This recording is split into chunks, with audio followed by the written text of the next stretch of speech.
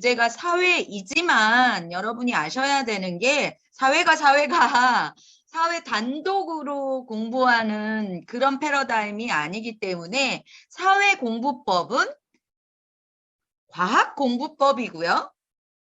이것들은 수학이나 국어나 영어에게도 관련이 있는 거예요. 특히 초등 시기는요. 공부의 하이라이트 시기가 아니라 기초 체력을 만들어가는 시기예요. 그래서 어떤 과목에 특정된 과목에 깊게 들어가는 게 아니라 그것들의 여러 과목, 즉 공부라는 그러니까 학과목을 통해서 공부를 하는 건데 이 공부라는 부분에서 필요한 요소들이 있어요. 그러한 사고력, 추론 능력, 관찰력, 때로는 기억력 이런 모든 것들이 형성되어 가는 시기죠. 그래서 테마는 우리가 사회를 얘기하지만 이 사회를 들으시면서도 다른 교과목하고 연결해가지고 같이 접목을 시킬 수 있거든요. 그래서 그런 관점으로 바라보시면서 들으시면 더 도움이 되실 겁니다. 그러면 한번 들어가 보도록 하겠습니다. 자, 우리가 아이들한테 가장 어려운 과목은 대체적으로 수학이라고 여겨요. 맞아요. 틀린 말이 아니에요. 오죽하면 수포자라는 말이 있겠어요. 그죠? 우리나라에만 존재하는 키워드다. 제가 늘 이렇게 말씀드리고 있는데 그런데 실질적인 데이터를 분석해 보니까 수학보다 벌써 15%가 이겼어요. 수학은 42%가 대답했는데 사회는 57%가 어려움을 호소하는 과목이다. 그래서 어머님들 사이에서 이렇게 의견을 주고받아 봐도 3학년 정도 이렇게 넘어가면서 본격적인 공부가 스타트되면 사회에 대하여 아이가 어려워한다라는 의견을 많이 주세요. 그런 거 보면 우리가 이제 피부로도 느끼는 대목인데 이거 좀 구분하셔야 돼요. 왜 이렇게 사회를 아이들이 나는 하는 대로 좀 했는데 어려서 좀 동화책도 두세 줄 읽혀줬고 그래도 좀 우리 아이가 책 좀 읽었다 하는 아이인데 왜 그러지? 아, 우리 아이는 암기하는 걸 좀 싫어하나 봐. 나 닮았나? 이러시거든요. 그러니까 여기에서부터 벌써 사회의 정체성에 대해서 잘못 오해를 하고 있다라는 거죠. 아이씨, 나 닮아서 나도 진짜 암기하는 거 싫어했는데 이게 뭐예요? 사회를 암기 과목으로 치부해버리더라. 과연 그것이 맞나? 진짜 사회는 암기만 잘하면 해결되는 과목인가? 이거의 정체성을 바라보시면 여러분이 교육의 전문가가 아니어도 슬슬 윤곽이 보이기 시작한단 말이죠. 그래서 왜 이렇게 아이들이 사회를 어려워하는지를 밝혀내야 도움을 줄 수 있고 새로운 전략을 짜볼 수가 있다라는 거죠. 지난번에 들으신 분이 오늘 또 들으시면 아마 이제 지난번에 놓쳤던 부분이 들리면서 아는 부분은 이제 정확하게 이제 나타나기 시작합니다. 그럼으로 인해서 좀 슬기롭게 이 겨울방학에 작전을 한번 다시 짜보는 거죠. 여러분 한번 여기 표에 그래프에 나와 있는 과목들을 한번 분별을 한번 해볼까요? 국어는 뭐죠? 국어는 언어입니다. 특히 모국어죠. 모국어 운용에 대해서 배우는 과목입니다. 느낌 오셨죠? 과학은 뭔가요? 과학은 우리가 살아가는 세상의 현상의 법칙. 그래서 우리가 지구과학은 뭘로 이루어져 있어? 뭐 물질이라든지 생물이라든지 지구에는 어떤 생물이 살아? 물리적으로 이게 어떤 에너지에 의해서 작용이 되는 거야? 어떤 힘에 의해서 우리가 이런 세상을 살 수 있는 거야? 이렇게 물리, 지구과학, 화학, 생물 이게 뭐예요? 우리가 살아가는 세상의 법칙이나 운용 원리를 관찰하고 심도 있게 파헤치는 거예요. 물질, 물리, 뭐, 그쵸. 생물, 누가 사냐? 이 지구에 누가 사냐? 화성에는 왜 못 사냐? 뭐, 이런 거, 그쵸. 예, 생물은 어떤 생물이 있냐? 포유류가 있냐? 뭐, 이런 거 하는 게 과학이잖아요. 사회와 다른 과목인 거죠, 분명히. 자, 그럼 수학은 뭐예요? 수학도 언어입니다. 아까 국어는 모국어죠.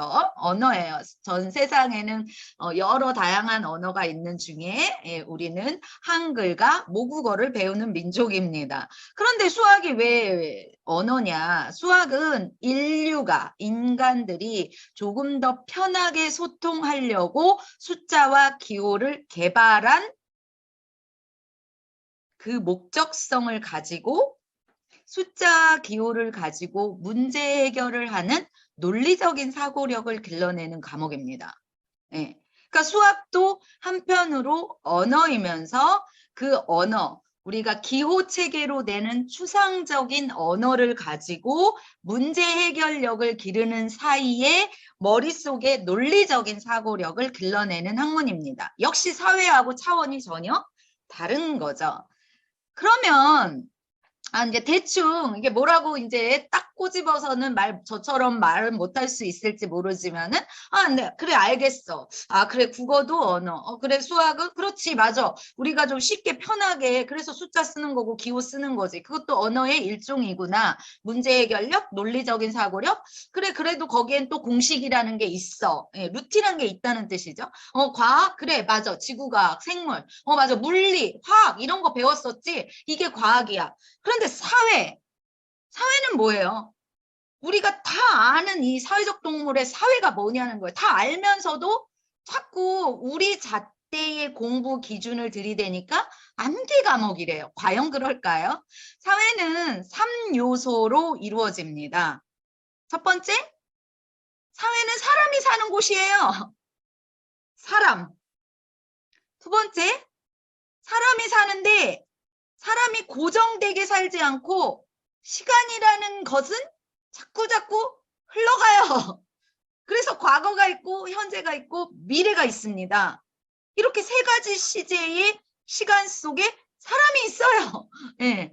그런데 그 사람과 흘러가는 그 시간 속에 또 무엇이 이루어져 있냐? 무엇에서 살고 있냐? 공간에서 살아요. 그래서 사회는 사람, 시간, 공간 이 세 개가 만나서 이루어지는 곳이 사회예요. 그러면 잘 생각해 보세요. 사람이 얼마나 변화무쌍합니까? 1초 전, 1분 후 생각이 얼마나 많이 달라져요. 이건 진짜 사람은 변덕쟁이가 정상이에요. 고정돼 있다, 이거 비정상입니다. 시간, 말씀드렸죠? 우리가 지금 말하는 사이에 시간은 계속 변하고 있는 거예요. 그리고 우리가 공간도 여러 공간을 함께 밖에도 있고 안에도 있고 우리 동네도 있고 다른 나라도 있고 그러면서 공간을 이동을 하면서 또는 때로는 이런 요즘에는 온라인이라는 공간도 들어와 있잖아요. 그러니까 가상 공간도 있고 온라인 플랫폼도 있고 실질적인 물리적인 공간도 있고 이렇게 복잡하고 흐름이 계속 이어지면서 변화되는 국어 아니에요. 국어는 변화되는 게 아닙니다. 수학도 숫자와 기호, 우리 아라비아 숫자를 언제부터 지금 변화되는 게 아니에요. 과학도 그 현상에 과학이 변화되는 것 같으세요? 우리가 지금 막 변화되는 세상에 사니까? 아니요. 원론적인 거는 아까 말씀드린 내 분야의 원론적인 거를 가지고 확장하거나 거기에서 리모델링을 하는 거지 변화되는 게 아니에요. 그런데 사회는 어떠냐? 사회는 끊임없이 바뀌는 거예요. 법칙이 통하지 않아요. 그래서 암기 과목이 아니라는 겁니다. 여러분이 공부했을 때 그 패러다임으로 생각하면 여러분 자녀를 공부를 다 망치는 엄마가 되는 경향이 있어요. 잘 생각하셔야 돼요. 그래서 이 사회의 정체성을 알지 못한 채 그냥 문제들을 풀게 하고 적당히 동화책 읽다가 아이 왜 못하는 거야? 그거 외우면 되지. 이렇게 하면은 아이하고 공감대 형성도 안 될 뿐더러 아이의 공부를 제대로 부모가 가이드를 해줄 수가 없단 말이죠. 이 부분이 제일 중요한 거예요. 오늘의 핵심이에요. 이 부분이 이해가 되면 그 나머지도 다 따라 이해가 됩니다. 유동성이 큰 유일한 학문이에요. 이 사회라는 과목이. 예, 언어, 예, 영어가 유동성이 큰가요? 아, 우리 때 배운 거 지금도 똑같이 사과는 그냥 애플이지. 이런 거예요. 예, 무슨 소리인지 아시겠죠? 제가 흥분을 하는 이유를. 그러면 이 딱 머리에 장착하셔야 돼요. 지금부터. 유동성, 예, 사회는 무생물이 아니라 생물. 생물은 끊임없이 시간과 공간 속에서 변하는 존재이다. 이거를 갖고 이제 들으시는 거예요. 자, 그러다 보니 사회를 어렵다고 호소하는 아이들의 특징이 세 가지 있더라. 예, 첫 번째, 무미건조하게 용어나 개념만 달달달달 외우는 친구들. 예, 이 생물이라는 사회가 유동성이 커서 끊임없이 아까 다르고 지금 다르고 내일 다를 이 사회를 무미건조하게 암기만 하는 아이들. 이런 아이들 당연히 지금 사회를 공부를 이해를 못하는 건 너무 당연한 거죠. 살아있는 유기체를 갖다가 그런 식으로 공부를 해대는 우리 아이가 혹시 그런 건 아니 혹시 우리 엄마 머릿속에 이게 있는 게 아닌가 보셔야 되는 거예요. 두 번째, 그럼으로 인해서 어떤 부분에 그 밑에 어떤 현상의 저변에 흐르는 원인을 보는 게 아니라 결과만 달달달달 1번과 이렇게 상통해서 오면 무미건조와 상통해서 2번으로 오면 결과치중형이죠. 이거 처음부터 애가 이렇게 했을까요? 엄마가 한 거예요. 엄마 아빠가 공부에 대한 개념을 우리 방식으로만 쳐다보고 있는 거죠. 눈에 보이는 현상이 있어요. 사회적 현상이. 그쵸? 나타나는 현상. 예, 우리가 그냥 최근에 한 가지 사건만 갖고 얘기해봐요. 이태원의 그 사건은 우리가 보는 거, 눈에 보이는 현상인데 이게 어느 날 갑자기 나타난 사건은 아니에요, 사실은. 이미 전조된 것들이 있었던 거죠. 작년에, 재작년에, 또 이 밀레니얼 시대에, 이 알파 세대에 이 전조된 것들에 눈에 보이지 않는 걸 파악해야 되는 게 사회입니다. 그래서 이 추론 능력이 필요한 거고 문제 해결력이 필요한 거니까 추상적 사고가 약한 아이들이 사회를 어렵다고 호소하는 건 당연하지. 게다가 막 암기만 했어? 그러면 뭐 결과가 딱 정해져 있다는 거야. 아니, 사고 났다 이거죠. 왜 갔어? 이렇게 결과만 가지고 딱 얘기하는 거죠. 왜 갔어? 간 게 잘못이야. 이렇게 딱 결과만 갖고 얘기하면 이건 노답이지 노답. 대화가 안 되는 거죠. 이렇게 결과치중형. 원인을 봐야 되는 겁니다. 세 번째, 지식을 수용만 하는 아이들. 어렸을 때부터 이 암기라는 패러다임 안에 가두어서 길러낸 거죠. 말하자면 처음부터 애들이 공부는 외우는 거야. 이러고 태어나는 아이는 1도 없거든요. 네. 그런데 이제 누군가에 의해서 특히 이제 어린 시절은 부모에 의해서죠. 친구에 의해서 가기 전에 부모에 의해서 공부의 패러다임을 수용해야 돼. 그러니까 엄마가 막 주입하는 거야. 알려주는 거야. 막 가르치는 거예요. 그러니까 네 생각은 어때? 이런 거는 1도 없고 정답만 요구하는 거죠. 정답만. 백설공주 읽었어? 백설공주 사과 누가 줬어? 사냥꾼이 백설공주 살려줬어? 죽였어? 사과 줬어? 배 줬어? 얘도 이제 딱 귀신같이 감각적으로 느끼는 거죠. 우리 엄마는 정답을 요구하는구나. 암기구나. 이 암기가 중요하구나. 막 이렇게 생각할 수밖에 없는 거죠. 그러나 이 유기체 생물, 유동성이 큰 학문인 사회에는 자신이 살아가는 이 세상에 대한 자신의 생각을 가지고 정확한 근거를 가지고 판단이라는 걸 해야 된다는 거예요. 판단. 판단은 결론을 외우는 게 아니죠. 판단은 수시로 생각이라는 걸 해야 판단이 일어나는 거죠. 그래서 이렇게 개념 암기, 결과 치중, 그 다음에 수용적인 그릇으로 형성된 아이가 사회를 어려워할 수밖에 없구나. 이거를 좀 이해하실 필요가 있는 거죠. 그래서 이 부분에 대해서 정확하게 알고 서포트 투자를 해야지 이거와 상관없이 내 맘대로 묻지마 투자하지 말자는 거죠. 이 돈 요즘 쓸 때도 많고 요즘은 뭐 대출 이자 때문에 다들 고민이 많은데 아이 교육 투자는 안 할 수가 없는 거지. 왜? 시기가 정해져 있으니까. 그래서 우리나라 부모들이 가장 잘하는 것 중에 하나가 다른 거는 줄여도 교육비, 책 사는 돈은 가급적 줄이지 않으려고 빼놓는다. 이게 이 엄마의 열정, 우리 엄마들, 이 조상의 열정이 오늘날 우리나라를 이렇게 잘 살고 잘 먹게 만든 거죠. 근데 요즘 어머님들은 좀 아이 교육에 이렇게 헝그리가 조금 저희 세대나 저희 엄마 세대보다는 조금 풍요롭게 자라서 그런지 적으신 것 같기도 하고요. 이게 이제 사회적 현상이기도 하죠. 이 MZ 세대. 그치만 누군가는 보니까 단돈 10,000원이라도 투자를 하고 있는데 자기 생각으로만 투자를 하더라는 거죠. 이 마이너스 투자. 그래서 세 가지를 조금 아실 필요가 있어요. 그래야 이제 아이들에게 적절한 전략과 쓸데없는 걸 강요하지 않아요. 쓸데없는 걸 강요하면 안 되는 거죠. 첫 번째, 이렇게 유동성이 큰 원래도 그런데 사회가 복잡해지고 전 세계가 평평하게 아주 네트워킹이 조밀하게 연결된 이 인공지능 시대에 배워야 될 어떤 교과 안에 넣어서 기본 틀을 배워야 되는 내용이 굉장히 방대해지기 시작했다는 사실을 이해하셔야 거기에 맞게끔 확장성을 줄 수 있다는 거죠.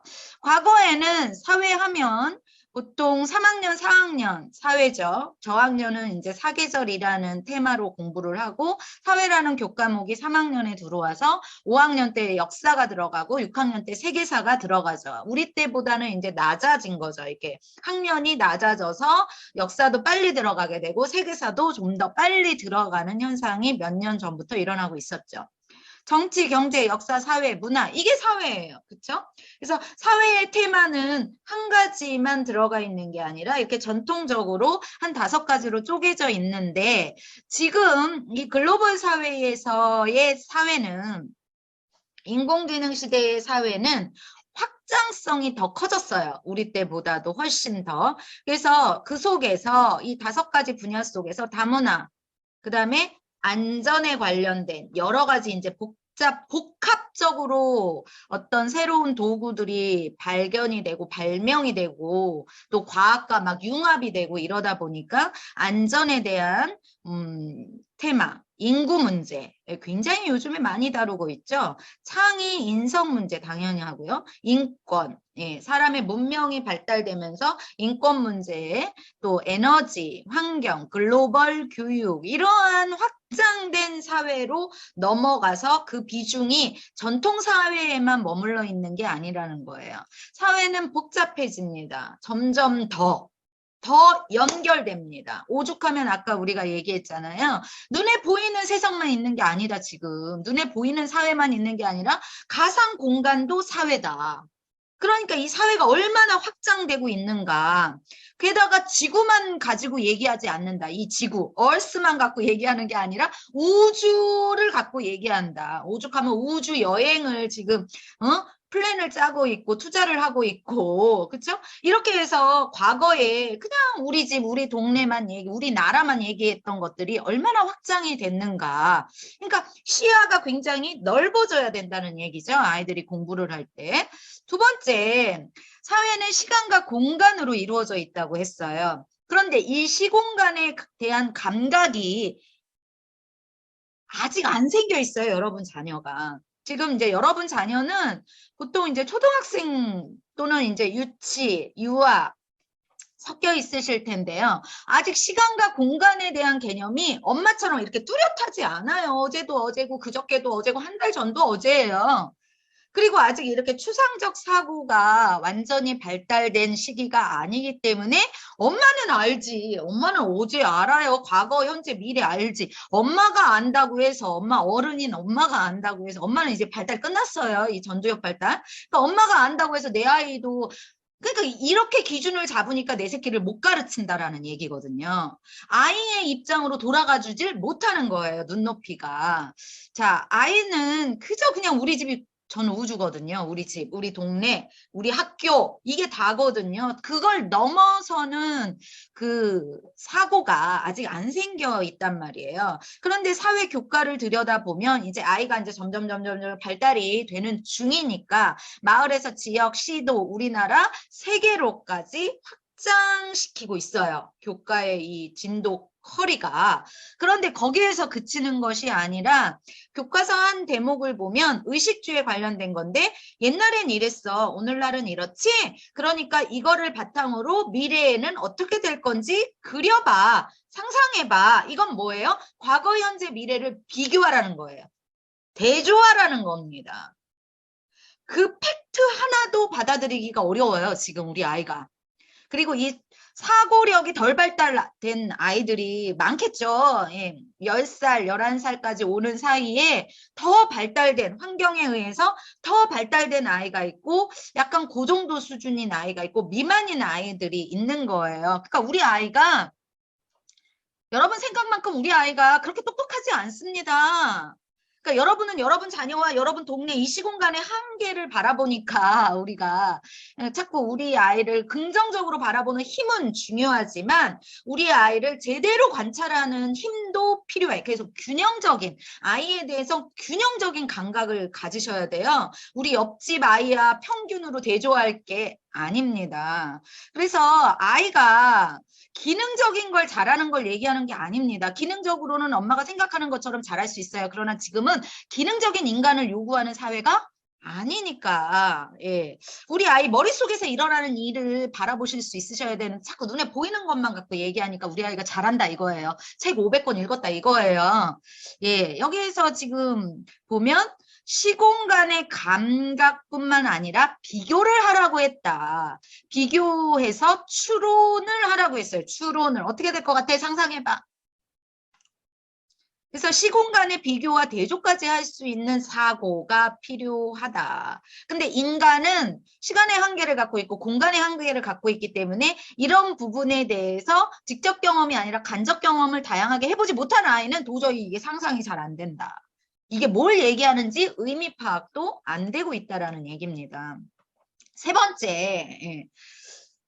지금은 이 스팀 교육이 들어오면서 또 인공지능이 러닝을 하고 빅데이터가 형성이 되면서 러닝 시스템을 넣어주니까 인공지능이 막 인간의 그 기억력을 막 능가하면서 예, 뭐 1000배, 10,000배로 데이터를 수용해가지고 알고리즘으로 막 뽑아내. 그런 게 네이버, 구글, 위키피디아 막 이런 데서 막 뽑아내. 이게 이제 빅데이터가 들어가고 우리는 다 정보 수집이 되어가지고 막 컴퓨터가 인간하고는 이제 비교 자체가 안 되는 그러한 능력으로 지금 나가고 있는 이런 세상을 보셔야죠. 그러니까 프로젝트 수업하는 거예요.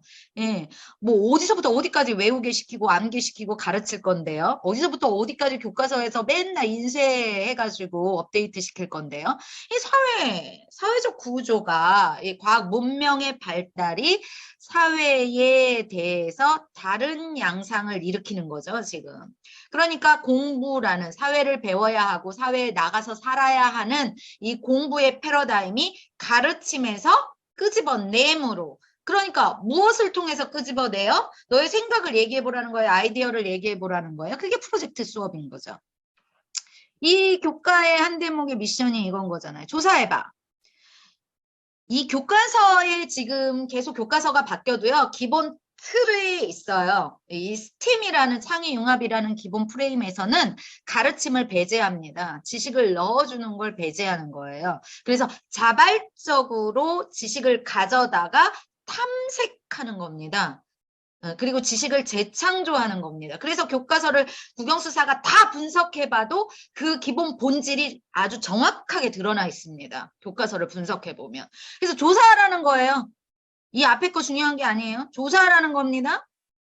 관찰하라는 겁니다. 탐구하라는 겁니다. 인터뷰할 수 있으면 인터뷰하라는 겁니다. 그런 다음에 네가 한 그 과정을 보고서로 작성하라는 겁니다.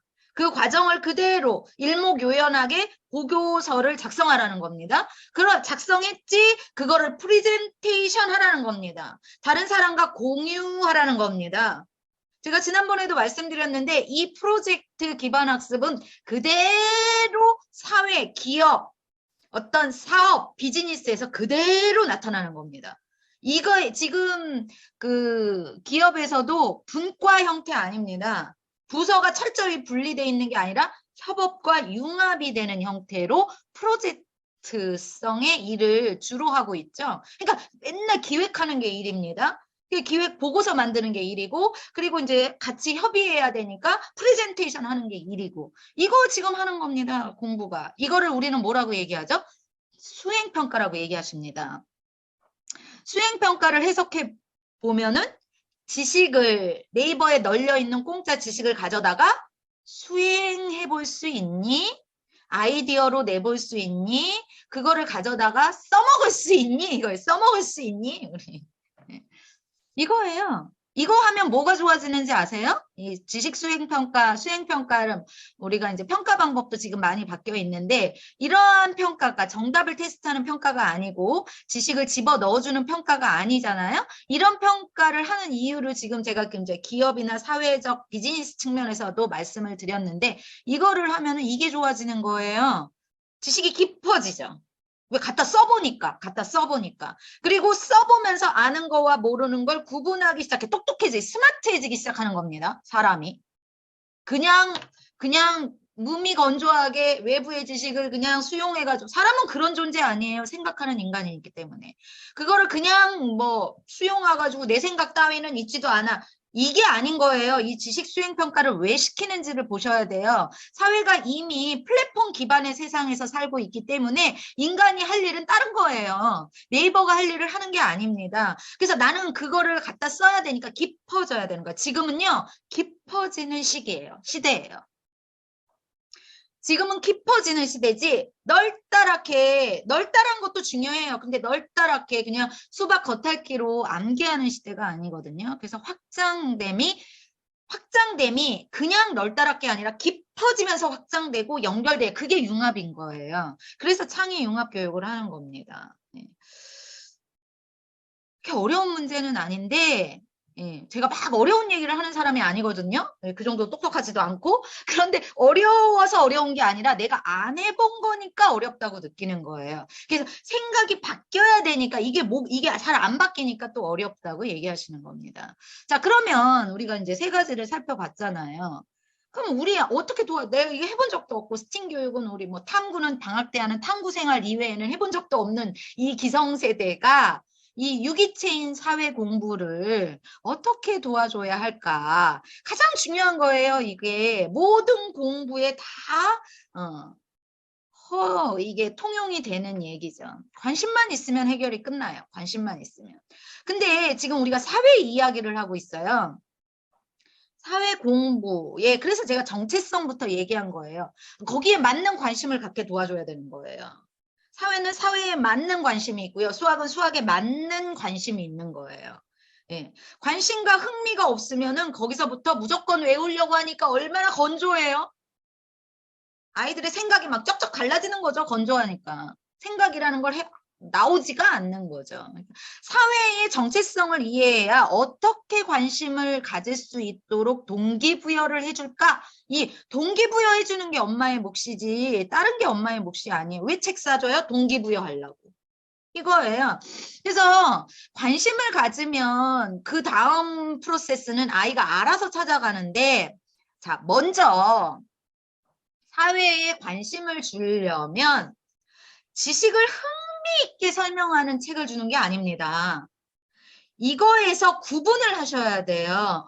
나는 여러분은 동화책 하면은 동화책은 그림 동화책 얼마나 쉬워? 그림이 태반이네. 그림이 절반이네. 글도 많이 없네. 글자도 대지게 크네. 우리 아이가 재밌게 보겠네. 사회라는 지식정보 도서를 한번 오늘 이따가 꼼꼼히 한번 보실래요? 거기에 스토리텔링이 있으니까 재미있어 보이시죠? 그리고 그림 동화책이니까 쉽다고 판단을 내리시는 거죠? 지식정보 도서는요, 말 그대로 지식을 흥미있게 주입하는 책이에요. 그 흥미라는 거에 스토리텔링을 붙이는 겁니다. 그게 실제적으로 우리 아이가 살아가는 세상과 연결이 돼 있나 보세요. 예. 지식을 그저 흥미있게 설명하는 책인지, 예. 스토리텔링은 전부 다 스토리텔링이죠. 근데 정보를 그저 흥미있게 주고만 있는지, 정말 아이와 사회의 진짜 세상과 연결을 주고 있는지, 이거를 구분하셔야 아이가 어디에서 관심이 생길까요? 아무리 재미있는 책도요, 이론적이고 지식적인 건 귀신같이 알아차려요, 아이들이. 그래서 호불호가 갈리는 거거든요. 책에 있어서도. 지식적이고 논리적인 걸 좋아하는 아이들이 있는가 하면 실제적이고 체험적인 감흥에 의해서 받아들이는 아이들도 있어요. 근데 그냥 브랜드 파워로 무조건 저 아이가 잘 봤다 이거죠. 내 아이를 보는 게 아니라 그냥 책을 보는 거죠. 그러니까 내 아이를 외부의 기준에다가 꿰어 맞추는 거죠. 아이를. 우리 부부의 유전인자인데 우리 부부의 특성, 내 아이의 특성을 보는 게 아니라 외부의 기준에다 아이를 꽤 맞추는 거죠. 그래서 그냥 비스무리하게 키우는 거죠. 여기에서부터 아이들의 유니크한 자질이 사라지기 시작합니다. 그리고 그냥 똑같이 평균적인 아이로 자라기 시작하고 세상에서 요구하는 유니크한 독창성을 발휘를 하지 못해서 우울증에 걸리고 대이병이라는 질병에 시달리고 전공이 나랑 안 맞아가지고 애들이 맨날 상담하고 있고 그러니까 급기야 공무원 간다고 하고 있고 이러는 겁니다. 예. 어렸을 때부터 이거는 가이드가 잘못된 거라고 저는 봅니다. 그래서 과연 이 사회라는 거에 관심을 주기 위한 방안이 어디에서 출발해야 하는가 그 얘기를 지금 하고 있는 겁니다. 그래서 내가 그저 스토리텔링이라고 동화책이라고 해서 무조건 쉽고 우리 아이가 잘 보고 흥미있게 지식을 설명해 놨다고 해서 그것이 우리 아이에게 사회적 관심을 주는 책이다. 그렇게 단정 지을 수 없다라는 얘기입니다. 네. 그러한 책도 있을 수 있겠지만 그게 정답은 아니다라는 얘기예요. 그래서 세 가지를 좀 보셔야 돼요. 아이가 살아가는 세상에 관심을 주는 방법은 보통 세 가지 정도예요. 그렇게 많지 않아요. 첫 번째, 직접 경험하면 자기가 거기 가서 강아지 만져보고 고양이 만져보고 또는 실질적으로 이 동네에 지하철 타보고 이랬을 때 아하 이렇게 되는 거죠. 그렇지만 사람은 모든 것들을 다 경험하지 못한다는 사실을 누구나 알고 있어요. 그래서 요즘 같은 때는 미디어를 통한 간접 경험이 직접 경험을 능가하여 실질적으로 메타버스에서 가상현실, 증강현실을 통해서 또는 아바타를 통해서 경험하는 시대가 온다라고 얘기하는 겁니다. 그러니까 이제 미디어 천국인 거죠, 우리는 지금. 그래서 이러한 간접 경험 속에 미디어가 있고 그리고 세 번째가 간접 경험 속에 책이 있는데 보통은 이 세 가지가 경험을 주는 것들이에요. 예. 여행? 직접 경험이잖아요. 유튜브? 미디어잖아요. 그리고 사회의 동화책을 사줬어? 책이잖아요. 그 이상을 잘 넘어가지 않습니다. 인간의 한계는. 근데 가장 우리 아이가 막 사방팔방 시공간을 넘나드는 아이가 아니거든요. 아이거든요. 말 그대로. 그러다 보니까 가장 쉽고 아이한테 교육적, 건강한 교육으로 주는 도구가 책이란 말이에요. 다시 생각해 보세요.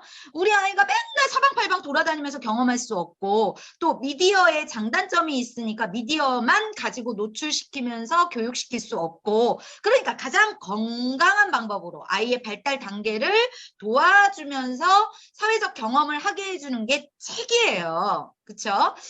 그런데 문제는 책도 책 나름이라는 거예요. 제가 여기에다 자꾸 브레이크를 지금 걸고 있는 이유가 있어요. 책에 대해서 선한 영향력은 여러분이 다 알아요. 그리고 책의 장점에 대해서 알고 있기 때문에 그렇게 책을 사주시고 있는 거거든요. 근데 책도 책 나름이라는 사실을 알아야 되고 사회라는 과목의 정체성을 알아야 된다는 얘기예요.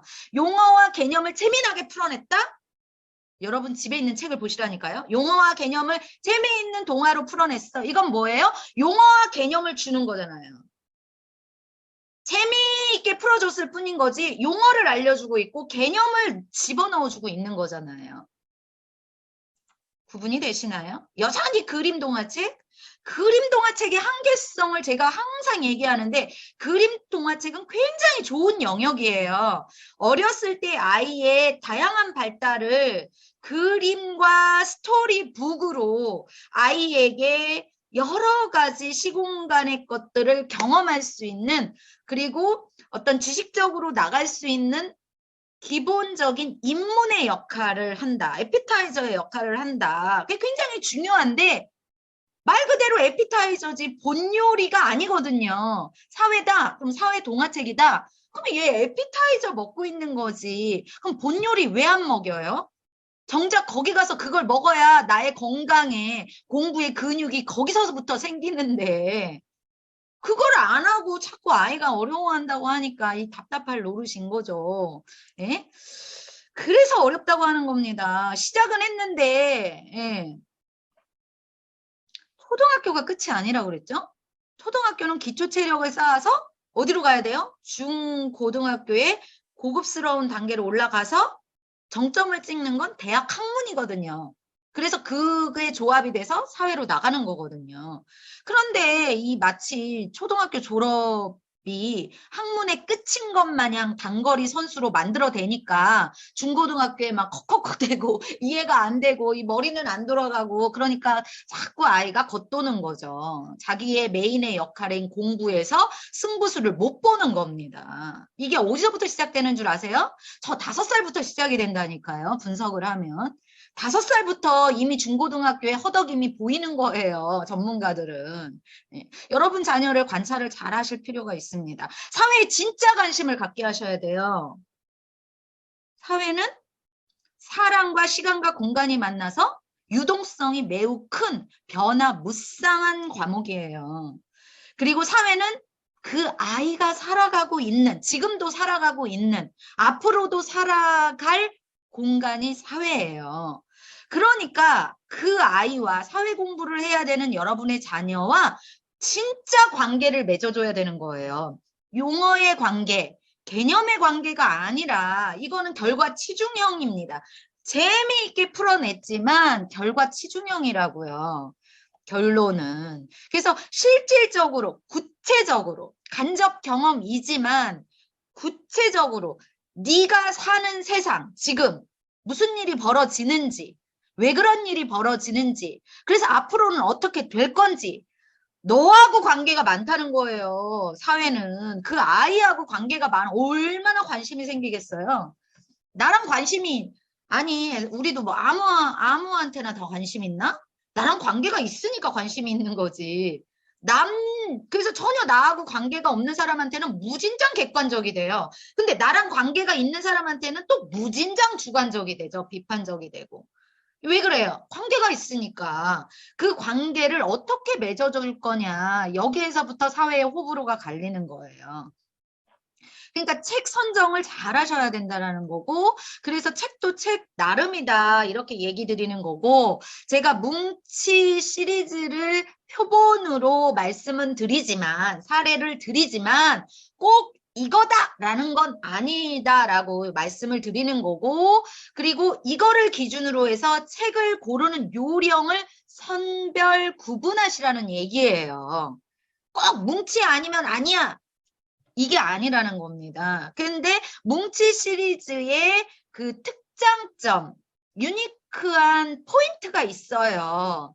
그래서 이 전집에서 마켓에서 한 4년 정도 이제 뭐 4년 정도의 세월을 가진 원래 단행본 회사였으니까 이 전집 마켓에서 4년 정도밖에 안 됐는데 이렇게 스물스물 마니아가 생기는 이유가 바로 이거기 때문에 여러분이 제가 말씀드리는 이거를 기준으로 해서 동화책이 됐던 사회의 다른 공부 학습 도구를 선택할 때 그것들을 자꾸 비교 검토를 하셔야 된다라는 얘기예요.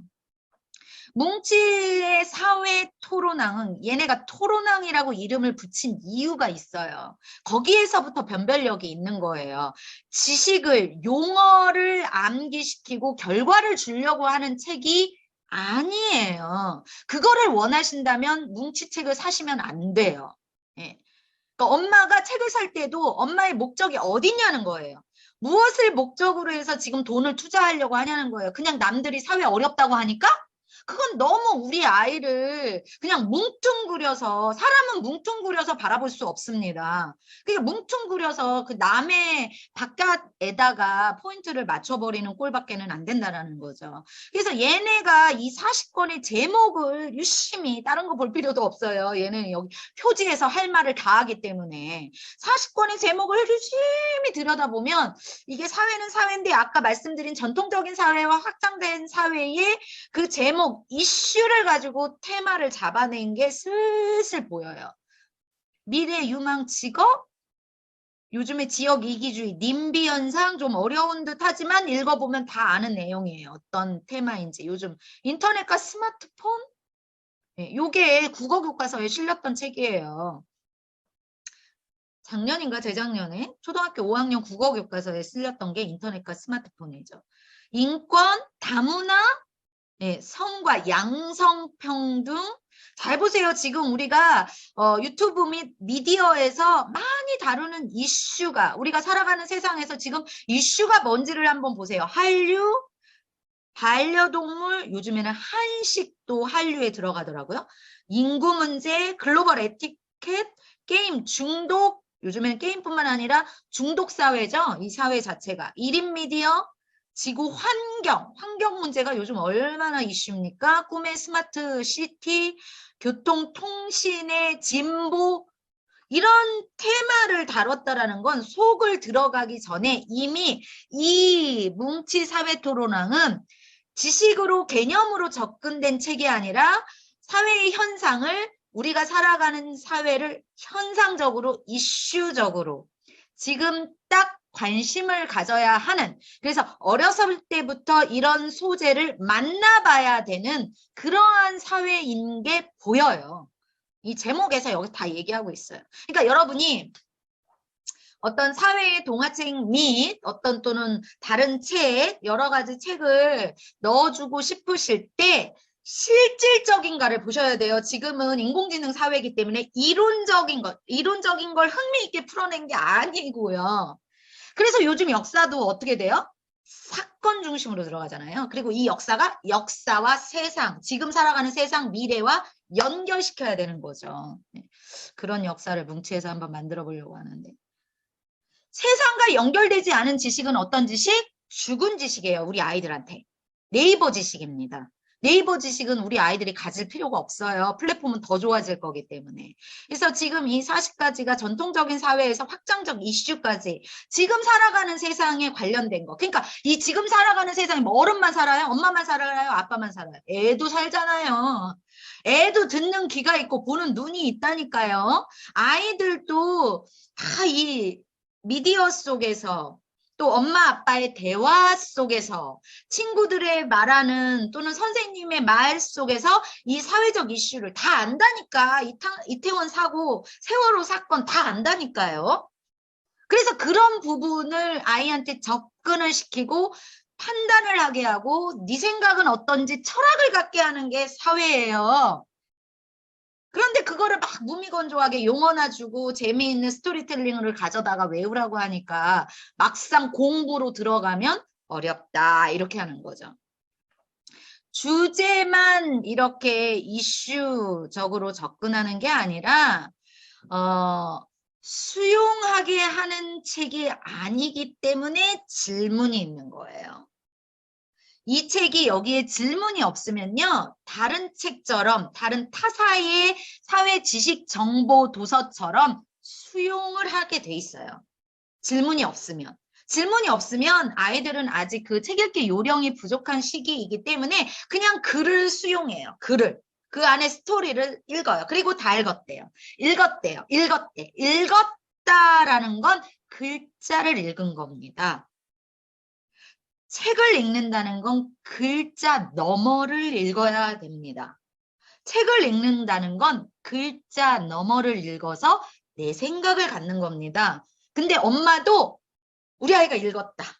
우리 아이가 읽었대요. 엄마, 읽었다라는 뜻이 뭐예요? 여러분 오늘 그것 좀 생각해 보세요. 읽었다라는 건 글자를 읽은 걸 읽었다라고 얘기하는 게 아닙니다.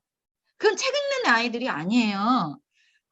그러면 읽은 거에 대해서 한마디라도 줄거리가 아니라 너의 생각은 뭐야? 이랬을 때 대답 못하면 걔 읽은 거 아니에요. 글자만 따박따박 읽는 로봇이지. 예? 자, 그래서 여기에 이 표지에 말풍선이 이렇게 쪼말쪼말하게 있잖아요. 여기 보세요. 이 주제가 있고요.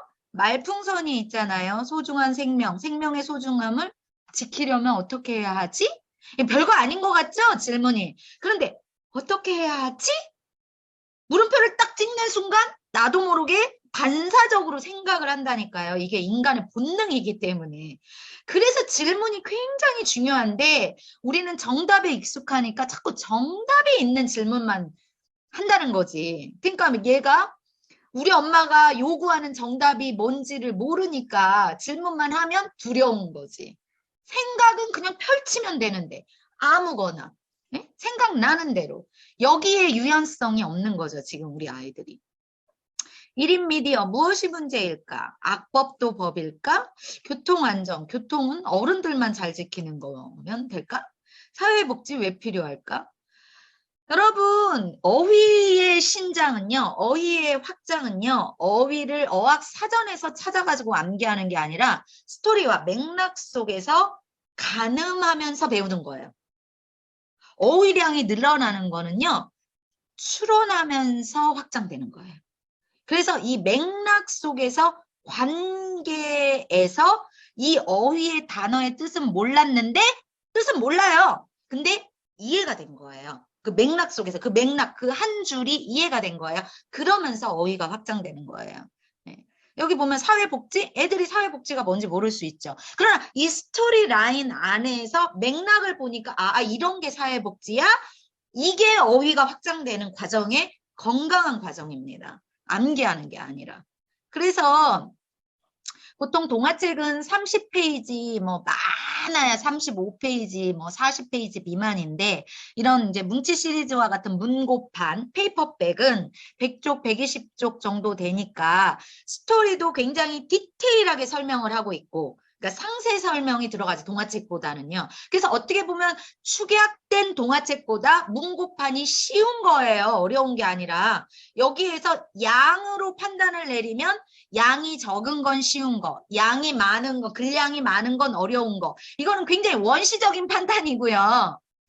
풀어놨기 때문에 오히려 친절한 상세 설명이 되어 이해를 더 쉽게 할 수 있는 겁니다. 글량이 많아져서 호흡은 길지만 처음에는 맥락을 못 따라갈 수 있지만 이게 반복이 되면 풀어놨기 때문에 더 쉬운 거예요. 근데 우리 어머님들은 그런 것들을 자꾸 글량이 많으면 어려움. 이렇게 오해를 하시는 건 잘못된 판단인 거죠. 예. 그리고 어휘 수준을 조금 보셔야 되는 거고요. 예. 만화책은 만화책이어서 나쁜 책이 아닌 거예요.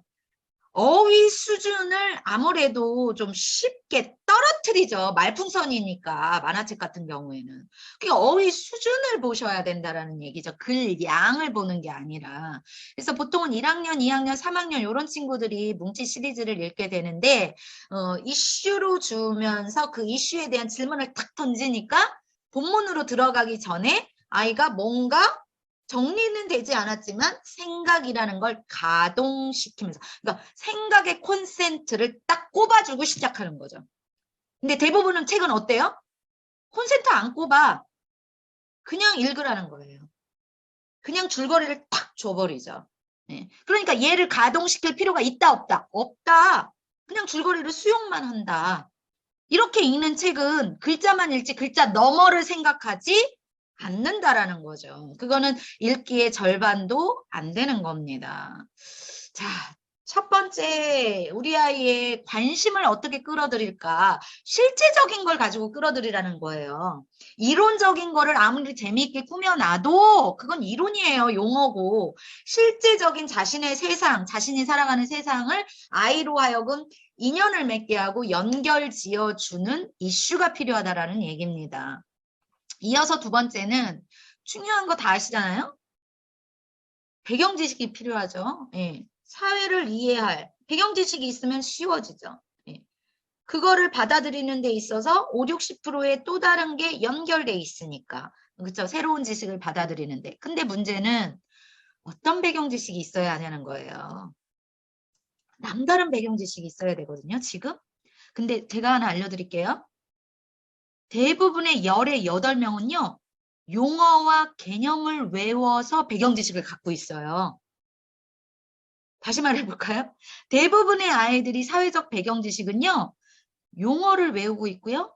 개념 정도를 이해하는 배경 지식을 갖고 있지 실제적인 배경 지식을 갖고 있지 않아요. 그런 공부를 안 해주니까 엄마가. 남다른 배경 지식. 여러분 지식하니까 여러분이 생각할 때는 그냥 우리가 공부했던 그런 지식으로 생각이 되죠. 지식. 그냥 우리의 그 가둬진 죽은 지식, 개념적 지식. 실질적인 인생하고 아무런 관계가 없었던 지식. 그렇게 여기죠. 배경 지식 하니까. 지식이라는 글자가 들어가니까. 아니에요. 지금 아이들한테 필요한 남다른 배경 지식은요. 죽은 지식이 아닙니다. 개념적, 용어적 지식이 아니라 구체적이고 실질적이고 응용적인 배경 지식. 그래서 우리가 이태원 참사 사건을 탁 주고도 3학년짜리 아이한테 어떻게 생각해? 할 수 있는 거예요. 그 안에 사회의 모든 현상을 가지고 다 얘기할 수 있습니다. 그 사건 하나만 가지고도 토론해보면. 그리고 초3이지만 초3의 수위에 맞게끔 펼쳐집니다. 생각을 해버릇하면. 그리고 언니, 오빠에 대해서 평가를 합니다. 그리고 나라면 어떻게 할 건지 생각을 합니다. 그게 철학인 거예요. 그게 자기 가치 판단입니다. 사회는 지금 그걸 요구하고 있는 거예요. 사회 공부에서는. 그래서 구체적이고 이론적 지식이 아닙니다. 구체적이고 실용적이고 응용적 지식으로 배경 지식이 쌓아져야 교과가 해결이 되는 겁니다. 지금 교과 분석하면 아까도 프로젝트 봤지만 여기 지난번에 보여드린 그 내용이죠. 한번 보세요. 우리 문화에 대해 편견을 갖고 차별을 하는 경우도 있다. 우리 문화에 대한 친구들의 생각에는 어떤 문제가 있을까요? 이런 문화는 좋고 저런 문화는 안 좋고 이러한 부분에 대한 문제 제기를 하는 거예요. 문화가 좋다, 나쁘다 하는 문화가 있을까? 이 부분엔 어떤 문제가 있어? 이 문제를 해석하지 못하는 아이가 80%일 거예요. 제가 봤을 때는. 우리 생활 속에 있는 문화적 편견과 차별의 문제를 해결하려면 네가 암기한 걸 말해봐가 아니잖아요. 편견이라는 용어의 정의는 뭐야? 편견의 개념이 뭐니? 이거 아니잖아요. 깊어져서 해결하려면 깊어져야 해결이 나오지. 그죠?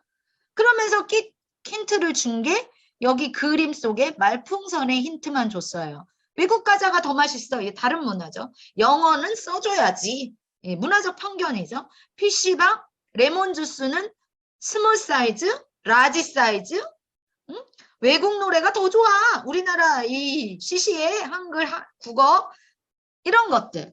이러한 부분에 힌트를 주고서 아이들이 이 문제를 해결하려면 이게 실질적으로 이 우리나라에서 전 세계적으로 일어나는 다문화의 장단점에 대해서 얘기하고 편견과 차별에 대해서 얘기하는데 그 문제를 해결하려면 어떻게 하면 좋을까? 네 생각은 어때?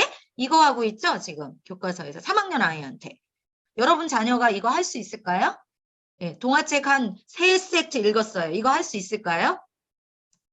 평소에 이러한 주제를 가지고 생각을 나눠보지 못한 아이는 절대 이 문제가 금방 해결이 안 돼요. 정답이 있는 문제를 물어보면 기억력으로 얼른 얘기할 거예요. 자, 이런 주제가 어떤 주제? 이런 주제를 어디에서 만나야 할까요? 이런 주제라는 건 실질적인 아이들의 세상에서 일어나는 이슈예요. 그럼 어디서 만나? 어디서? 나는 지금 거의 30년 가까이 이런 교육 업계에서 부모님들과 이런 독서 컨설팅을 하면서 이런 출판사에서도 일을 하고 이래봤지만 나는 엄마들이 이런 주제를 가져다가 아이하고 즐겁게 대화한다? 10%도 안 된다고 봐, 나는. 대화는 그냥 뭘 시키는 거, 지시하는 거, 명령하는 거 이러지. 네 생각은 어때? 언니 오빠는 할로윈데이에 저기 왜 갔을까? 우리는 할로윈데이에 뭐 했지? 그 사건을 중심으로 한번 아이의 가치 판단을 할 수 있는 기회를 줘보신 적이 있으세요? 예? 내가 저 배 안에 갇혔으면 어떻게 했을까? 세월호 사건에 대해서 한번 말해보신 적 있으세요? 지금이라도? 이런 주제를 가정에서 부모가 의식을 가지고 아이한테 이런 판단을 연습시킬 수 있는 가정이 과연 몇 가정이나 될까 의심해 보거든요. 그러니까 중요한 게 어디서 만나서 흉내 낼 수 있을 곳이 없다는 거지. 어디서 만나? 그러니까 내가 못하면 다른 매개체라도 줘야 될 거 아니에요. 가정에서 못하면 그게 가장 쉬운 게 책이잖아요. 응? 그래서 우리가 책 사주는 거죠. 그럼 근데 이것도 안 해. 그러면 얘는 만날 수가 없는 거죠. 이 시공간의 한계를 갖고 있는 이 아이가 이런 주제를 도통 만날 수가 없는 거죠. 도통. 네. 흉내라도 내야 되는데 이게 제가 아까 그랬죠. 가장 쉽고 빠르고 돈도 가장 안 들고 건강한 방법으로 아이의 경험을 주고 관심을 줄 수 있는 게 책이다. 근데 이거를 제대로 책도 책 나름이니까 제대로 초이스해서 제대로 활용하게만 하면 사회 공부 때문에 다른 공부도 재밌어지더라. 이렇게 되는 거죠. 읽어야, 뭘 해봐야, 액션을 해봐야 그게 롤 모델이 돼서 흉내라도 낸다. 처음에는 흉내 내는 수준에서 다음에는 내 생각으로 꼿꼿하게 나가는 거죠. 자, 뭘 읽어요? 사회 공부를 하기 위해서 첫 번째, 교과서를 읽어야죠. 뭔 내용을 가지고 이 아이들이 프로젝트를 하는지 엄마가 관심을 좀 가져보세요. 교과서를 좀 사가지고. 교과서 일단 기초적으로 이 연령대에 가장 다루어야 되는 키워드가 들어가 있는 책이 교과서니까 교과서를 읽어야죠. 그런데 문제는 이 교과서가 매우 함축적인 책이라는 거죠. 이 방대한 지식정보 체계의 것들을 상세하게 실지는 못하니까 키워드 중심으로 제시하고 질문으로 풀어냈더라. 이러니까 그냥 배경 지식이 없는 아이들이 함축된 교과서를 읽으려면 당혹스럽고 뭘 얘기하는지 모르겠다. 결국에 아이의 표현은 어렵다. 이렇게 나오는 거죠. 그래서 연계 독서가 필요한 거예요.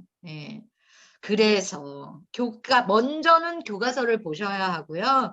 교과서에서 교과 사회가 어떠한 실제적인 이슈를 가지고 논하게 하고 프로젝트하게 하고 과제를 주고 있는지를 엄마가 먼저 파악하고 그 키워드를 잡아서 연계 독서로 확장해 줘야 되는 겁니다. 이렇게 하면서 교과서의 추상성이 키워드만 들어가 있으니까 얼마나 추상적이에요. 지금 아까 그 질문 보셨죠? 얼마나 추상적이에요?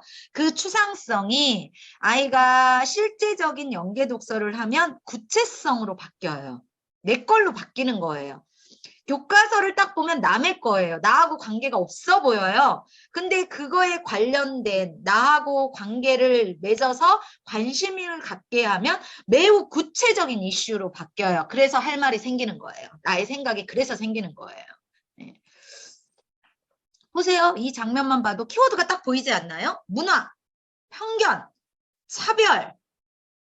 여기 딱 키워드가 딱딱딱딱 나타나잖아요. 여기 그 그림에서도 보면 어떤 과자를 선택할 때도 음료수를 선택할 때도 노래를 선택할 때도 또는 옷에서도 아니면 언어에서도 이 키워드가 딱딱 나타나잖아요. 그러면 그 키워드와 관련된 우리 집에 있는 책을 찾아보시든지 부족하다면 당연히 더 환경적으로 보탬을 주셔야 되는 거죠. 읽게 해야 흉내를 낼 수 있습니다. 예. 그러면 확장되는 엄마들은 지금 여기에서는 먹는 거, 입는 거, 말하는 거 이런 것들의 편견을 얘기했지만 우리가 지금 사회적으로 이슈되는 남성과 여성, 양성에 관련, 성과 양성평등 이런 테마가 지금 사회토론왕에 있잖아요. 그러면 얘는 완전히 편견과 차별에 대해서 완전히 또 다른 이슈를 가지고 펼쳐낼 수 있겠죠. 왜 그렇게 싸워요 지금?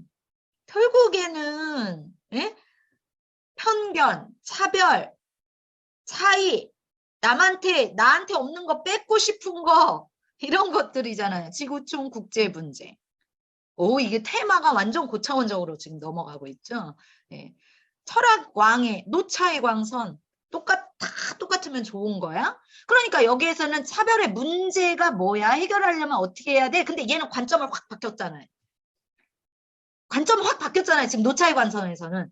그러면 차별이 문제가 있는 거야? 그럼 다 똑같으면 좋은 거야? 관점을 확 뒤집었잖아요. 그러니까 이렇게 읽는 아이는 차별이라는 차이라는 편견이라는 테마를 가지고도 관점이 360도 돌아가잖아요. 어우, 이런 아이면 정말, 야, 이런 아이 어렸을 때부터 이런 생각을 갖는 아이가 스티브 잡스 되는 거예요. 진짜 관점이 확 바뀌니까 같은 테마를 가지고도 부러운 아이죠. 자, 세 번째. 관심을 갖게 하고 실제적인 이슈의 배경 지식을 주는데 그 머리에만 있어. 그러면 지금 이 인공지능 시대의 공부의 흐름과는 안 맞아요. 머리에만 있어. 이걸 뱉어낼 줄을 몰라. 자기 생각으로 끄집어내줘야 되는 거죠. 이게 이제 경험이 필요하거든요. 이 토론의 경험이. 그래서 이 토론이라는 걸 너무 이렇게 딱 갖춰진 토론이 아니라 그 디베이트적인 찬반 토론도 아니고 커뮤니케이션, 대화. 예, 그리고 내가 생각나는 대로 다 말해볼 수 있는 거, 어떤 형식을 두지 않는 거, 그런 것들을 지금 얘기하는 겁니다. 그래서 이런 주제가 교과에 딱 등장해요. 그리고 보니까 이거를 지금 당장 해결할 거는 아니지만, 이런 식의 공부를 하는구나. 아이들이 딱 느낌을 받아야죠. 엄마도 받아야 되고, 아이도 받아야 되고. 그리고 평소에 이런 것들을 일상생활에서 나눠보는 기회를 가져야 되는 거죠. 네. 근데 문제는 이 기성세대가 토론의 세대가 아니잖아요. 우리가 뭐 부모님하고 언제 이렇게 둥그렇게 둘러앉아서 토론이라는 걸 해봤나요? 그러니까 이 기성세대는 특히 이 정치 세계에 가봐야 100분 토론하라 그러면 끄트머리를 맨날 자기네들끼리 할 말 없으니까 싸우고 치고받고 막 이렇게 되는 거죠. 말로 안 통하고. 그죠? 평소에 해봤어야지. 그런데 이제 공부의 패러다임이 확 이렇게 뒤집어지니까 그때서야 이제 조금씩 긴장을 하는데 우리나라는 아직도 이렇게 토론 문화가 굉장히 생소한 문화고 과묵한 거를 좋은 쪽으로 생각하고 가만히 있으면 중간이라도 간다 그러고 튀면 이렇게 정 맞는다 그러고 막 이러니까 이런 지금 글로벌한 사회에서 굉장히 서로 개성화되고 소통이 활발한 사회에서 자꾸 유교적인 문화를 그 잣대를 들이대면 공부도 잘할 수가 없는 거죠. 그래서 토론왕이에요, 얘네가. 안 그러면 그냥 사회과학으로 이름을 붙였겠죠. 근데 사회토론왕, 과학토론왕, 예. 지면이지만 물론 이제 책이니까 지면이지만 토론왕이라는 기획을 잡은 이유 그 목적성은 토론의 합리적인 이슈를 주고 그 이슈를 좀 좁혀서 생각할 수 있는 나의 의견을 갖출 수 있는 질문으로 생각의 자극을 딱 때리고 그 안에 에피소드를 담아서 준 거예요. 이 정도로 훌륭한 매개체가 어디 있어요.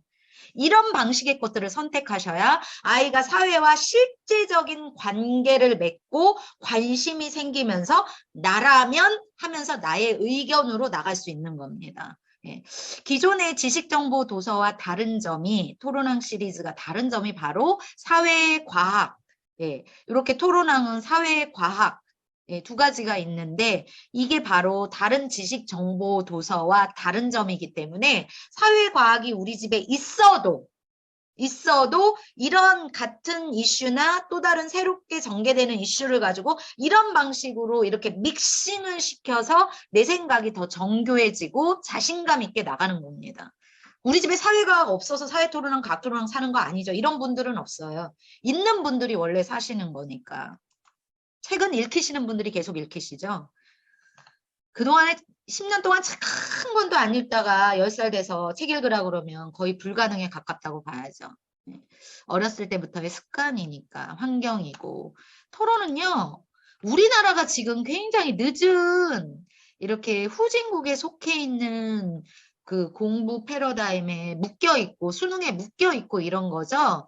미국의 그 보딩 스쿨은 80% 이상 토론 수업이에요. 선생님하고 같이 이렇게 빙 둘러 앉아가지고 이 굉장히 유명한 보딩 스쿨 여러분 하크니스 테이블 이렇게 검색해 보시면 그 필립스 아카데미가 나와요. 필립스 아카데미 이게 누구냐면 마크 주커버그 페이스북 만든 사람이 이렇게 나온 고등학교죠. 필립스 아카데미 되게 유명한 보딩 스쿨이죠. 거기에 이 고등학생들이 공부는 전부 다 100% 이런 토론 수업이에요. 네. 그러니까 그러한 페이스북을 창의해낸 인재도 나오게 되고 그런 거 아닌가 싶어요. 프랑스는 그 바칼로레아라는 수능이라고 치면 네, 대입 전형이 굉장히 유명한데 200년도 넘었죠. 나폴레옹 시대부터 있던 토론, 그러니까 지면으로 에세이로 시험을 보는 그러한 시험이 바칼로레아인데 그 에세이 주제, 하나의 주제를 가지고 철학 시험은 4시간 동안 쓰거든요. 그 주제가 항상 신문에 나오고 그 매년 수능으로 치러진 에세이 시험 주제가 나오면 뭐 학자는 학자끼리, 시민은 시민끼리, TV 토론은 TV 토론으로 이렇게 전 국민이 그 주제를 가지고 토론하는 걸 즐긴다고 해요. 그래서 국민들이 이런 시험은 절대 없애면 안 된다. 라고 한다고 합니다. 근데 우리나라에 이런 시험 도입하면 다 광화문 가서 촛불 들지도 몰라요. 이런 시험 왜 보냐 막 이러면서.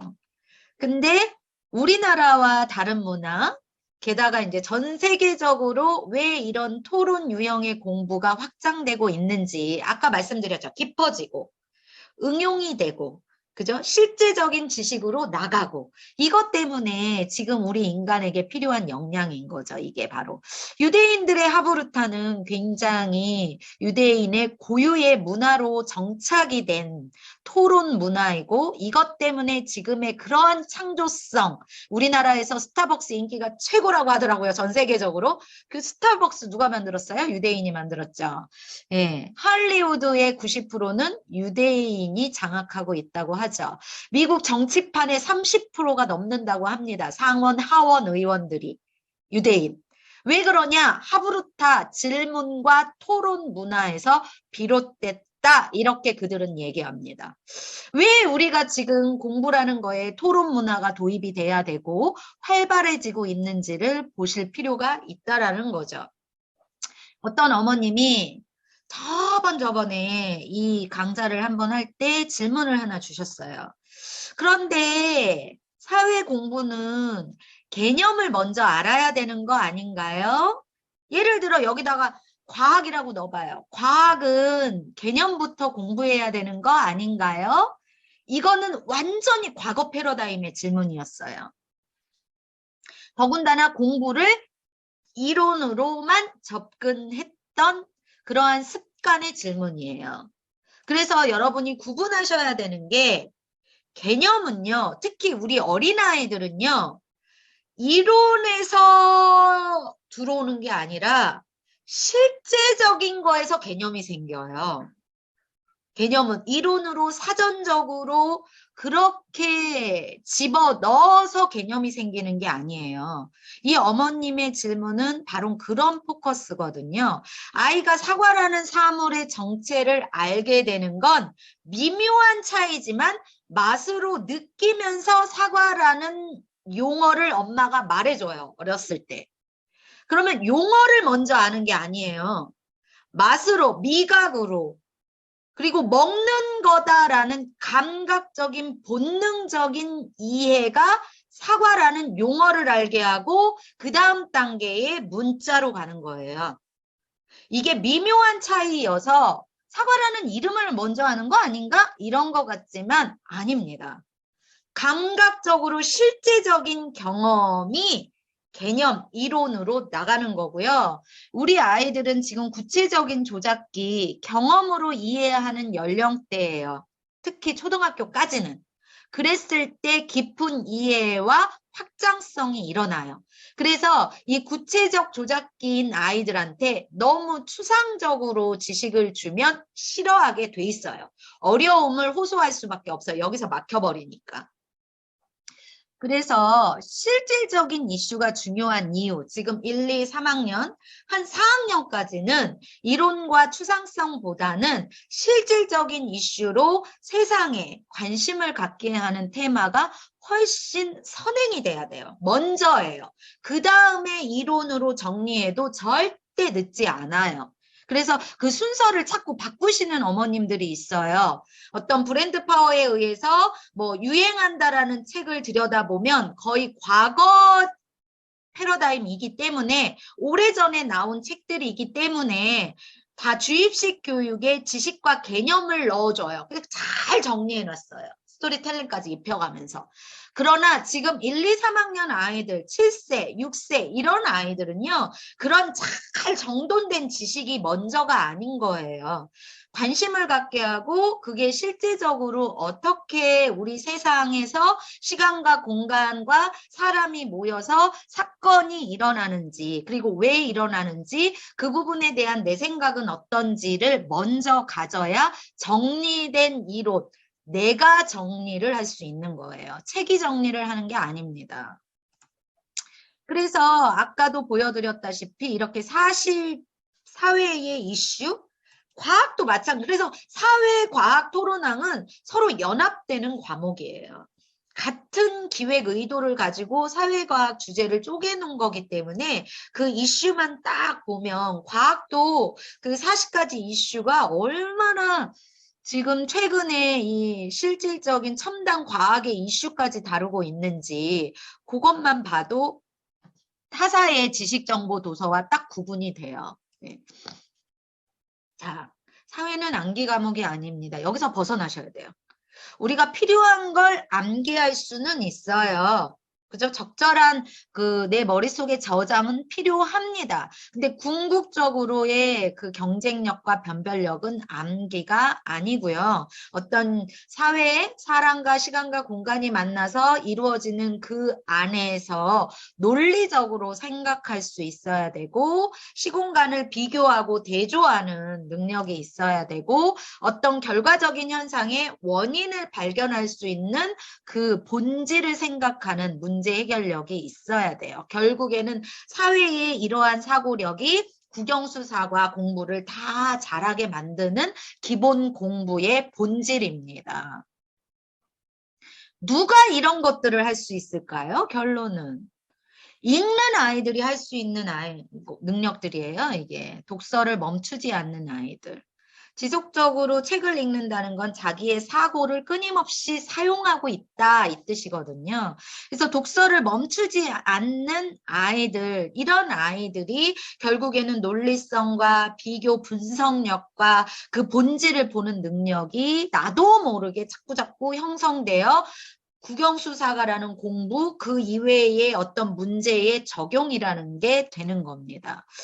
그래서 이 시리즈를 좀 읽는다. 이거는 얘네도 이제 컨텐츠이기 때문에 분리는 해놨잖아요. 사회, 과학, 수학, 철학 이렇게 분리는 해놨지만 실질적으로 이러한 책들이 연결되어 읽음으로 인해서 이 논리성과 사고력과 문제 해결력과 이런 것들이 자꾸 길러지는 연습이 되는 훈련이 되는 거죠.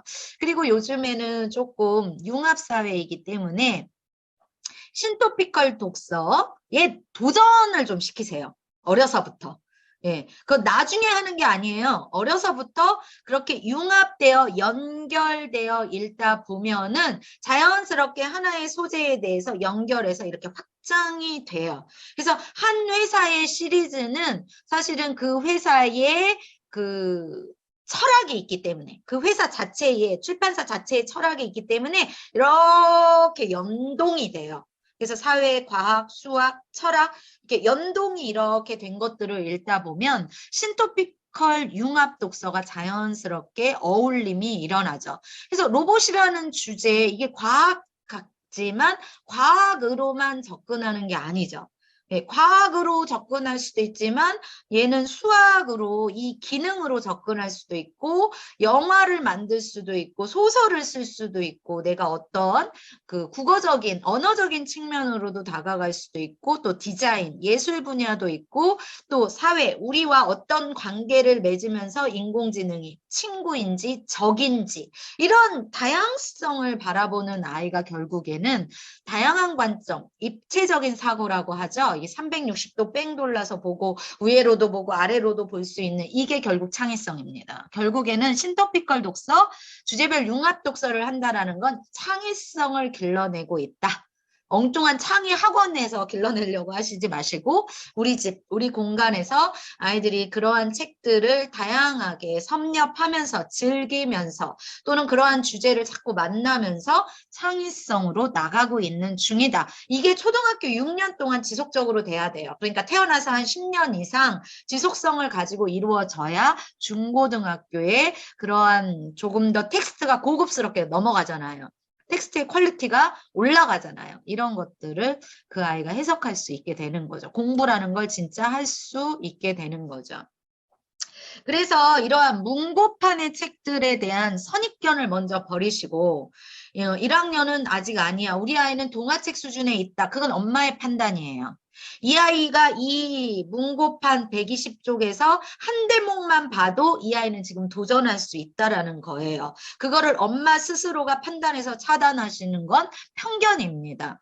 그래서 이러한 주제에서도 80가지 주제에서도 좀 재미있는 소재, 아이하고 관계가 맺어지는 소재가 있어요. 그러니까 아이가 먼저 그러한 소재를 찾아내게 하시고 그 다음에 그 주제에서 주는 질문을 반드시 생각이라는 걸 하면서 읽게끔 하셔야 되고 120쪽이기 때문에 훑어서 조각조각 쪼개고 나누어서 이렇게 읽는 게 당연한 거예요. 그러니까 쪼개고 나누어서 읽어도 될까? 가 아니고 그렇게 읽어야 되는 책입니다. 그리고 재미있는 대목만 읽어도 상관이 없고 그래서 시작은 그렇게 하면서 이 아이가 이 책의 익숙함과 수월성으로 그리고 가다 보면 반복 독서가 되니까 반복해서 읽어야 글자 너머로 가죠. 그러므로 인해서 깊어지고 깊어지면 내 생각으로 말하기가 되는 거예요. 그래서 얼마나 좋아요? 주제가 있고 질문이 있으니까 그걸 가지고 한마디라도 주거니 받거니 엄마랑 할 수 있는 대화의 통로로 사용할 수 있는 도구인 거죠. 그런데 나는 도저히 우리 아이하고 이거 못하겠다. 나는 진짜 토론의 적성이 안 맞고 아이하고 이게 오글거려서 그런 대화 난 못한다. 그러면 워크북이라도 하게 하는 겁니다. 워크북이라도. 워크북이 그냥 워크북이 아니에요. 아이가 읽은 거에 대해서 지면으로 끄집어 내보게 하는 거예요. 그걸 말로 바꾸면 구술이 되는 거고요. 글로 바꾸면 서술과 논술이 되는 건데 이 워크북이 이거 당장 사용할 건 아닙니다. 근데 이 책을 읽은 거에 대해서 잊어버릴지라도 또 어느 시점이 오면 반복돼서 읽고 나서 어느 시점에 오면 한 번에 다 하지 않아도 되죠. 그렇게 한 번에 다 하면 안 되는 거고 또 이렇게 자기가 좀 재밌게 읽었던 책부터 일주일에 하나만 해도 돼요. 일주일에 하나만. 일주일에 한 권을 가지고 일주일에 하나만 해도 그거를 가지고 자꾸 끄집어내. 내 속에서 끄집어낸다는 건 뭐니? 끄집어내면서 정리가 되거든요. 사람이 말하면서 정리되는 거고요. 글로 쓰면서 더 정교하게 정리가 되는 거예요.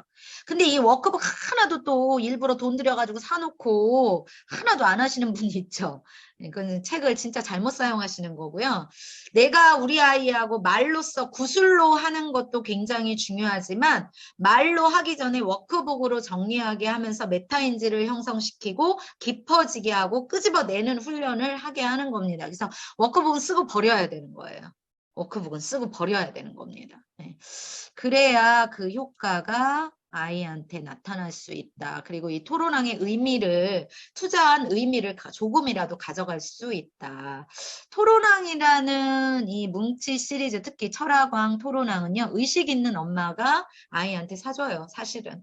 예, 그냥 공부를 과거 패러다임 속에서 암기, 지식, 그 다음에 국영수사가 학원, 문제집 이런 패러다임 속에서는 이런 뭉치 시리즈가 안 보여요. 그리고 이제 학원이 더 맞다라고 생각, 문제집을 많이 풀어야지 이러한 철학으로 공부를 시키는데 우리 아이가 대학교 갈 때 지금과 같은 수능을 보라는 법이 없습니다. 이 지금 사회적 변화를 추론해 보건대. 예. 그런 거를 좀 볼 수 있어야겠죠. 그래서 이 변하는 세상을 조금 보실 수 있으셔야 되고요. 지금 공부, 토론이 공부다, 끄집어내는 게 공부다, 구경하는 게 공부가 아니라 가만히 앉아서 듣는 공부가 아니거든요. 그 패러다임을 읽으셔야 되고 왜 읽어야 하는지, 그래서 읽은 것을 끄집어내는 것까지 이 부분을 이해하실 수 있는 엄마가 토론왕을 선택하게 됩니다.